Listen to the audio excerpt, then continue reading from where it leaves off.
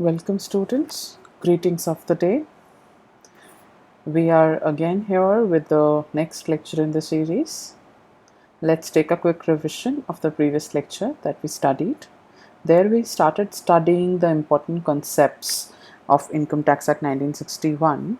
Under that we studied assessment year, previous year and the definition of the term person. Assessment year we defined as the year in which the tax is calculated.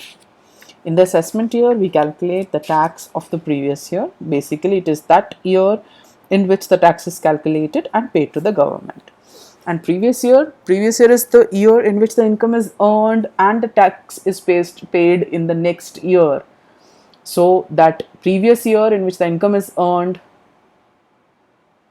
is called, that financial year is called as the previous year, whereas the year in which the tax is calculated and paid to the government is the assessment year.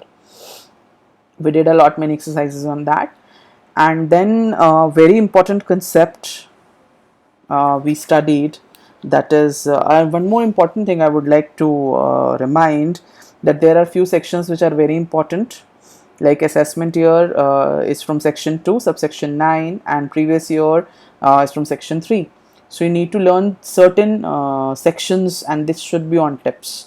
So go on reminding again and again and again, because these are numbers and difficult to memorize. So it would take a bit of time to memorize these. And then we studied the meaning of the term person, section 2 subsection 31. Many a times this person has been asked under short notes in exam. So it is quite important with that view, and as well as with your knowledge point of view, that without knowing the definition of person, you won't be able to understand the next upcoming concepts. So if you remember, in all we had 7 categories under the definition of person. It includes 7 categories. First, an individual. Second, HUF. Try and learn this. Company, then a firm. These 4 are very easy, quite easy. I'll repeat: individual, HUF. You may learn along with me. Individual, HUF, company and firm. Fifth is an AOP, that is association of persons or a body of individuals. Not required, that it's not mandatory if it is registered or not. If it is registered or incorporated, it is okay. Otherwise, it also okay. So AOP and BOI, sorry, is the fifth one. Then local authorities like corporations, municipalities, etc. Zilla Parishad, Panchayat and all that. Then seventh is like every other juridical person, which does not fall in the above 6 categories, like your deities, God, your idol. They do also have income in the form of charity. That depends that whether their income is taxed or not, but they do have the income, so they come under the category of person. Whether they are taxable or not, that is a secondary thing that you will be studying in the upcoming lectures. Okay, now let's move to the next concept, yet another important concept, the term SSC. When I use the term SSC, many a times I have seen that you people take it as an acronym and you put as capital S, then capital S and then C. I hope it is very clear. It is a term, it is a word spelt as ASSESSEEE. SSC. It is a person, means it can be any of those 7 categories who is liable to pay tax. Anyone who is paying tax is an SSC. You're making assessment, you're making calculations and finding out that how much tax is to be paid by the SSC. I hope you're getting the concept. Mind the section 2 subsection 7. So SSC is a person who is liable to pay tax or any other sum of money. May not be quite possible that it may not be tax. It may be just a penalty. It may be just an interest or a fine which has been levied by the income tax department on the person due to any of the negligence or any attempt to waive off the tax or to not to show the income in their books of accounts. That is invasion of tax purposely. So it can be any kind of sum of money which they are liable to pay under the Income Tax Act 1961. Any person who is liable to pay any money to the income tax department is an SSC. First of all, it is like, it may be tax, may not be tax, and may be some amount of interest, fine or penalty, which is levied on a person, mind that, which is levied on a person due to some provisions of Income Tax Act. Okay. Now let us see what all is included in it, like who all are included in it. Every person in respect of whom any proceeding under this act has been taken for the assessment of his income or assessment of the fringe benefits or of the income of any other person in respect of which he is assessable. Means every person who is having any proceeding under this Income Tax Act has been taken again for the assessment of that particular person. It can be a loss even sustained by him or by any other such person, or the amount of refund even due to him or to such other person. Okay, I'll repeat that this is the first category of the SSC, means in every person in respect of whom any proceeding under the Income Tax Act has been taken for the assessment of the income or of any loss or of any problem due to which any thing can be casted. Now every person who is next category of it, that every person who is deemed to be an assessee. Deemed here is like what? Who is supposed to be the assessee. If you would see the dictionary meaning of the term assessee, you will be able to find the things there out, that it shows that which is expected to be, which is something which is about to happen. Okay. And in some context, you would even find the meaning of it that in certain opinion, something which is acting as a judge to be. Okay.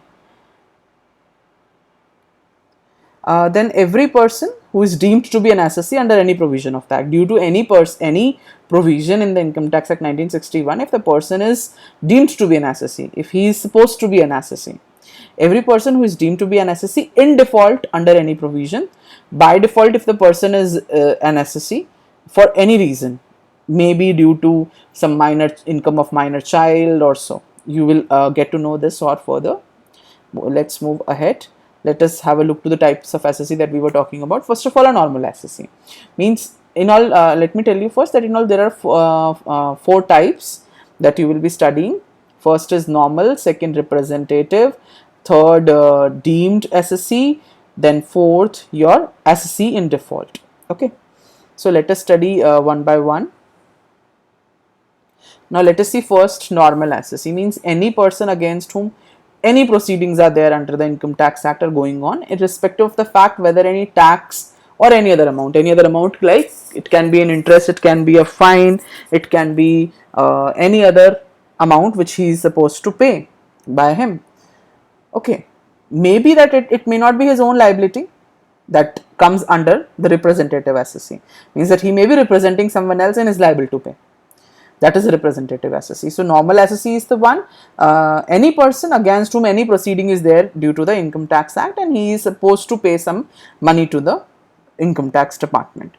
Any person who has sustained loss or filed any return of loss under any section. See, these kind of sections, like I have mentioned 139 subsection 3, these are important, but not that important that every time you need to keep it on tips.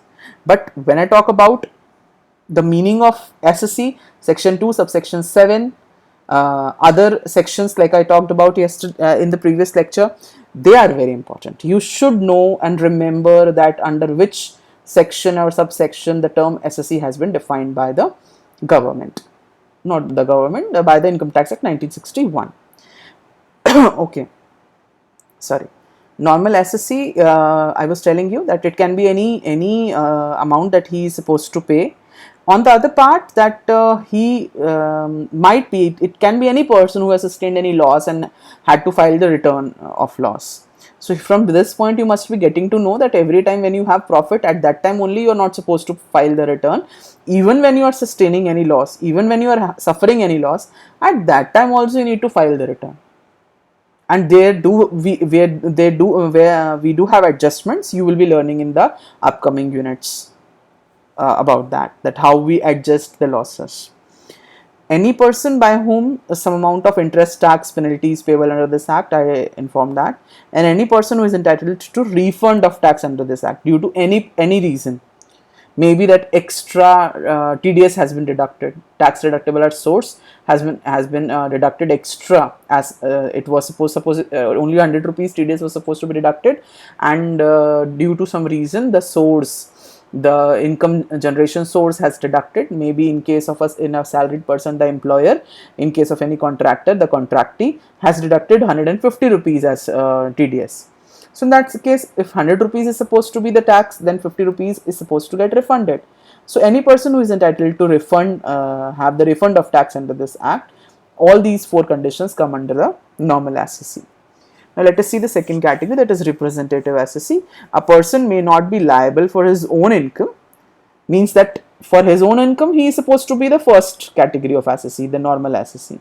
But now here, if he is not liable for his own income, but he is supposed to pay tax on the income of some other person, being the guardian of the minor or a lunatic or agent of a non-resident Indian or any other situation. In such cases, the person who is responsible to pay that assessment of income, means the tax on the income, they are called as representative assessees, and they are deemed to be assessees. Mind that they are not assessees, they are deemed to be assessees in the context that they are not paying the tax because they do have the income. They are paying the tax because somebody else is having the income for which they are representative of, for which they are liable to take care of. For that reason, the guardian of minors, lunatics are a part of it. Okay, now the third category, deemed assessee. Deemed assessee is an individual who is put in a position to pay taxes for some other person by the legal authorities. Okay, it may not be a representative. Let us see what kind of things are covered under this. The executors or the legal heir of the property of a deceased person who has passed on his property to the executor and is treated to be a deemed assessee. See, here what has happened? A person has got deceased and he has passed his property to some person who is called as executor here. That person is liable to pay tax because he has received certain property from some deceased relative person of his family. This can be father-son relationship, father-daughter relationship, husband-wife relationship, it can be some distant relationship, even it can be a blood relation and may not be a blood relation. You will study about that in detail further. So executor or legal heir of the property of a deceased person who has passed on the property to the executor. So in that case, the executor becomes a deemed assessee. Now the next case, see, I told you that it can be a father-son relationship, the eldest son or any other legal heir of a deceased individual who has expired without writing a will. See, in the previous case, the person has written the will, but in second case, if there is a close blood relationship, there is no need of will. In that situation, the person would legally adopt the whole property. There he is treated as a deemed assessee. Means it has all the tax that he is liable to pay now. It is not his own income, but he has inherited that from someone else. Okay, the guardian of a minor or a lunatic or an idiot is treated as a deemed assessee. The agent of a non-resident Indian having income sources in India is also treated as a deemed assessee. Means if there is any non-resident Indian and he himself is not performing the particular thing, but on behalf of him somebody is acting as his agent and is taking or receiving any incomes on that particular part, that person is also called as a deemed assessee. Means it is not his own income, he is supposed to act for somebody else. Okay. The fourth and the last category in this is the assessee in default. Means that by default the person becomes the assessee. Let us see how. A person is deemed to be an assessee in default if he fails to fulfill his statutory paying salary, or a person who is paying interest. It is their duty to deduct tax at source and deposit the amount of tax so collected in the treasury. Means that suppose for any reason, if I am in a job and I am into the employer-employee relationship, and when my employer asks that should we deduct your TDS on monthly basis, quarterly basis or annual basis, so I denied to them that I will pay my tax on my own, there is no need to deduct the tax. I denied to them and I didn't allow them to deduct the tax for any reason, due to any particular reason. Though it is mandatory, wheresoever income is generated, you will be learning that under tax deduction at source. TDS topic is there in detail. The source is supposed to deduct the income tax at their own source, and they're supposed to deposit it in the treasury on behalf of the assessee. But if in any situation, if he is not able to pay that through the employer or the person who is responsible to deposit that, if he fails to deduct tax at source or tax but does not deposit in the treasury, in that situation he is known as assessee in default. Means on first part, if the TDS is not deducted, if the person fails to get tax deducted at source, or may get deducted at source but it does not get deposited in the treasury, in that situation even assessee is in default. Means if my employer has deducted my tax and has not deposited it in the treasury, even though my employer is not liable to pay it, in that situation the law will catch me, because I am supposed to file my return. I am supposed to see that what amount of tax was deducted from my salary and how much has been deposited in the treasury and how much more do I supposed to pay while I am filing the return. Will I be able to get the refund, extra taxes being paid, or will I be or am I supposed to pay more of the tax? So these were the 4 categories of assessee. I'll just sum up. Assessee is any person who is supposed to pay tax or any money to the income tax department on account of Income Tax Act 1961, in short. Okay, let's move to another important topic. This section is very, very important. Sorry. Section 14 defines the heads of income. You need to learn these 5 heads of income on tips. There are 5 heads. Like this, heads of income says that from which source you do obtain your income. In all, there are 5 heads: income from salary, income from house property, income from capital gains, income from business and profession, any kind of profit or gains from business or profession, and fourth and the last category, which is a category income from other sources. Means any sources which do not lie in the first 4 sources goes to the 5th category. So we will study that one by one, that what all particularly comes under the each head. And it is a very, very important topic, because this is the whole crux of your Income Tax Act 1961. For these 5 heads, you will be having your most elaborated unit 2, which is very important from examination point of view as well as from knowledge point of view. This is very important. So learn it by heart at the moment only while you are listening to me, that section 14 of Income Tax Act defines the 5 heads of income. Let us see that how income is being defined and how these heads are being carried over. All income shall, for the purpose of charges of income tax and computation of total income, be classified under the following heads. The first head that I told you, income from salary, that is, it includes wages, pension, NAT means any annual income, gratuity, fee, commission, profits, leave encashment, annual accretion. If you do not know meaning of any of the words here at the moment, you can just Google them up. I will be teaching these in detail. Each and every term would be taught, I will be teaching in detail in unit 2 under the head income from salary, and you will be studying that what are the detailed provisions. Okay. Balance and recognition of PF and contribution to employees pension account, etc. And you can do one thing, that you can note down those that you are not getting and catch up at the time of unit 2, because these all are very wide terms and I cannot explain each and every term at this point. Here you need to understand that we have the first head as income from salary, means all the salaried people fall under this category, and all the incomes that they have through their salary comes under this section. Second is the income from house property, means it is the income which is generated it is generated by those who do possess any property in their name, any house, any shop, any land, anything, any kind of property. Rental income, basically. The rental income from properties owned by a person other than those which are occupied by him are charged as income from house property. This point actually says that you cannot have a rent from the self-occupied house. If you are living in that house, that is not actually rental income, if you consider that. So if property is vacant, in that situation even, then a notional income is included under this particular head. So first two heads, income from salary, income from house property. Now let us move to the next three heads, income or profit or gain, you can say, from business or profession. Means if I am, now see this, I'll just help you to distinguish here. If I am a professor and getting salary from any institution like gyms, then it would go to the first head. Very simple, income from salary. But suppose if after the profession, after the college timings, if I'm practicing any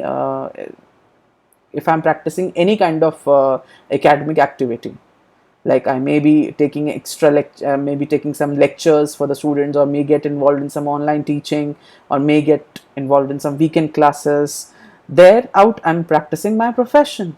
Same goes to a doctor. Suppose if a doctor is working as an employee in the Max Hospital, maybe a big surgeon, if he is getting salary, in that situation he is considered as a an employee there out, so his income will go to income from salary. But if he is practicing his own clinic at home beyond that salary, that would come here as income from profession. So it includes any kind of profit or loss from a business entity. First of all, any kind of business is coming out here, and professions as well. Any interest, any salary, any bonus of a partner also will come here. Then income from capital gains. This can be divided into two parts, that is short-term capital gain and long-term capital gain, and this can be obtained through the sale of any capital assets. Then any gain if I am having through my capital assets. Then last category, that if anything that does not fall in the above four categories will come under this. So this includes income from other sources. It includes the income on bank deposits, securities, dividends, royalty incomes, winning on lotteries, races, gifts, any income which is beyond these five heads. So let us summarize this section 14, heads of income. We have five heads: income from salary, income from house property, income from capital gains, income or profit from the business or profession, and then income from other sources. This is the last topic of this video lecture, that is GTI, that is gross total income, defined under section 80B, subsection 5. We have seen according to section 14 that we do have five heads of income, right?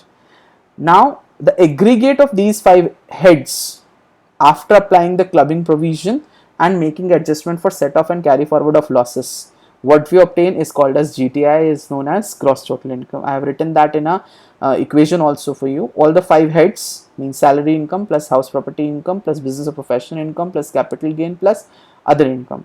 Plus if there is any income from clubbing, you will be learning that in unit 3, clubbing of income, what clubbing of income is, and subtracting all the set off of losses if there are any. That gives you the gross total income. We can even define it like this. We can even say that it is the total taxable income under all the five heads before making deductions under section 80C to 80U. These are the sections which actually give you the deductions which are permissible under chapter 6A of the Income Tax Act 1961.